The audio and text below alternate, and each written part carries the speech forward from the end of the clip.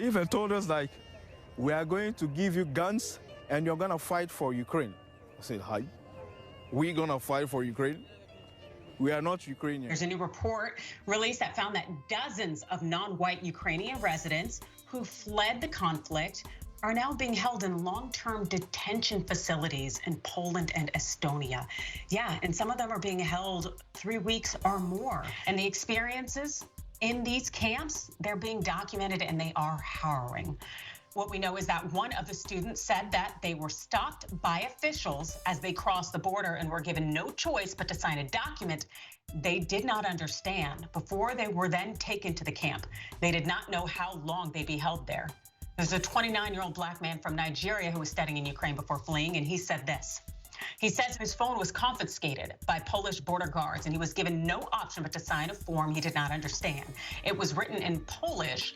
I didn't know what I was signing. I said I wouldn't sign, but they insisted I sign it, and that if not, I would go to jail for 5 months. The student said he was then taken to court where there was no interpreter to translate what was being said so that he could understand, and then taken to a detention center in a small village in what I believe is Lesnalio. Now, there's another student as well who described their ordeal right now. I'm currently in Debrecen, Hungary. I got in like 10 a.m. today. Today is the 28th of February. It wasn't easy. On Friday at 8 a.m., I was on my way to Poland. I took a commercial taxi and the taxi couldn't stay on the line of cars because literally cars had been there for 2 days. And when we dropped, on the Google map, it was saying a 1 hour walk. And I was like, oh, 1 hour walk is nothing, you know, if it's getting us there on time. And we walked and it kept increasing. The term walking is traumatizing me. The term walking, I walked for 12 good hours, and it's not an exaggeration. The traffic warden saw me and said I should go to a shelter to sleep, and I slept, and he said the next day that there is a bus going from that shelter straight to the Polish border. And when it was time to get on this bus, the Ukrainians said, just Ukrainians, literally as a black person. I even lied that I was pregnant. They didn't care. I was begging. The official literally looked me in my eye and said in his language, only Ukrainians, that's all. That if you are black, you should walk. And that was an additional 8 hours from where we were. By car, it was like 30 minutes. So we had to walk additional 8 hours. The problem isn't at the Polish border. It is at the Ukrainian border. Because you have to stop out at the Ukrainian border to get on the Polish side. And the Ukrainians are only prioritizing their citizens. They don't care. They will push you. They will beat you. If you can make it, you make it. If you don't, you. I took a nap and I still felt like I was still walking, like I hadn't crossed over. It's not fair. Like we're just begging to go. I literally had to go back to my city after that experience, re-strategized, and took a train to Hungary. It wasn't even easy getting to Hungary. We had to pay. Those that didn't have money to pay, what would they do? I couldn't help anybody because I was fighting for my life. It is a traumatizing experience.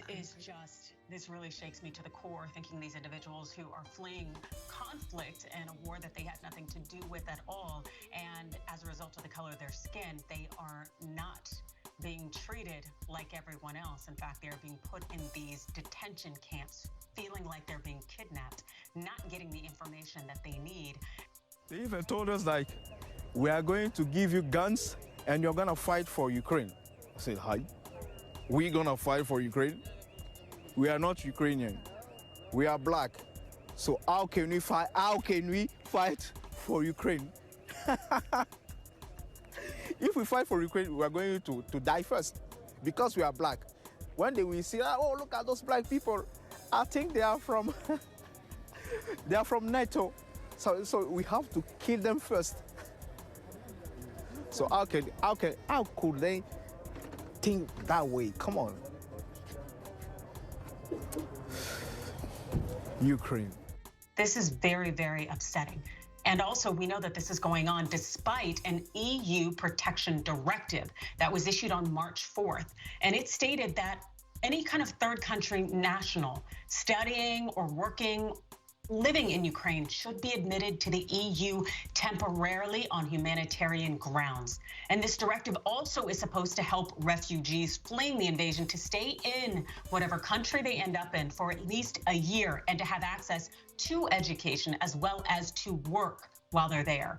And also, as the Independent UK notes, this EU directive states that it also applies to nationals of third countries other than Ukraine residing legally in Ukraine who are unable to return in safe and durable conditions to their country or region of origin. Polish border police, this is a letter here, confirmed that they're holding at least 52 third country nationals. The letter stated that this detention was necessary to carry out administrative proceedings for granting international protection or issuing a decision on obliging a foreigner to return. A spokesperson for the Polish border force said it couldn't give any detail about the procedures on foreigners because of the protection on personal data, adding that it is the court which takes the decision each time to place people in guarded centers for foreigners.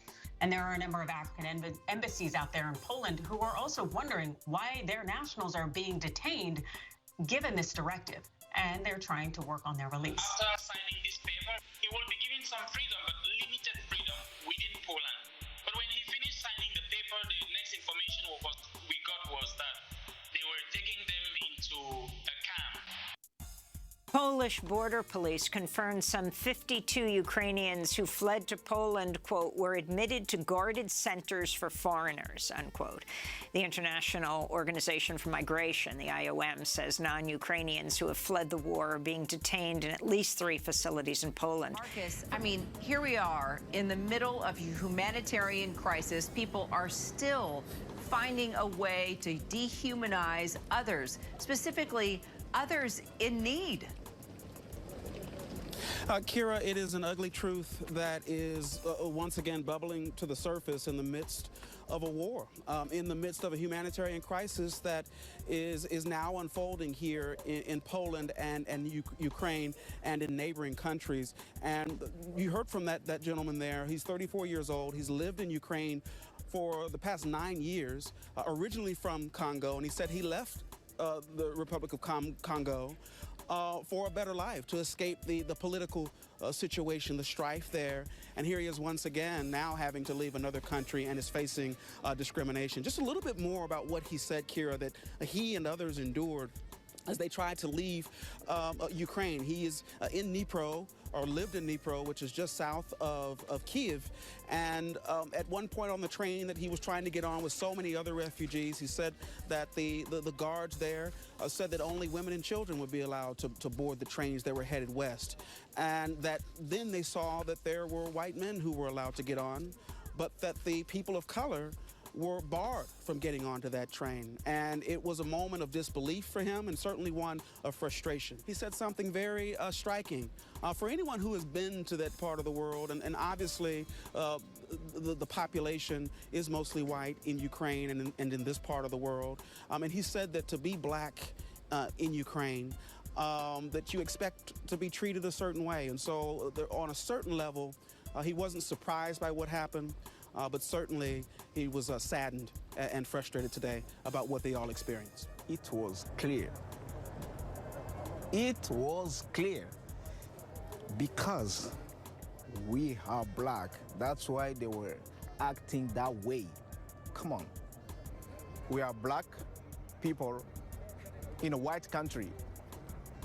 We already know the way that we're gonna act with us. So for me,